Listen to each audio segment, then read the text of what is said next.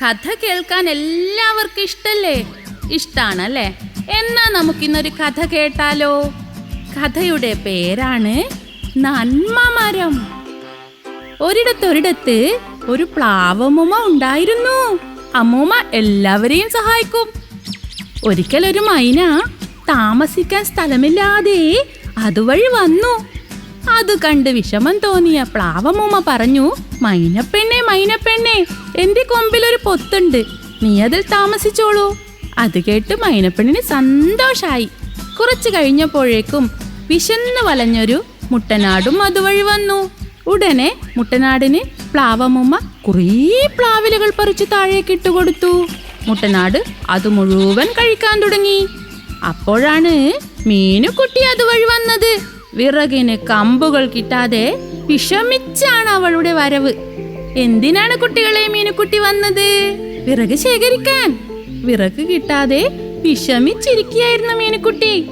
ഉടനെ പ്ലാവമ്മൂമ്മ പറഞ്ഞു, മീനുക്കുട്ടി മീനുക്കുട്ടി, എന്റെ ചുള്ളിക്കമ്പുകൾ മുഴുവൻ നീ എടുത്തോളൂ. പ്ലാവമ്മൂമ്മ കൊടുത്ത ചുള്ളിക്കമ്പുകൾ മൊത്തം എടുത്ത് സന്തോഷത്തോടെ മീനുക്കുട്ടി വീട്ടിലേക്ക് പോയി. പിന്നെ ആരൊക്കെയാ പ്ലാവമ്മൂമ്മയുടെ അടുത്ത് വന്നേന്നറിയോ?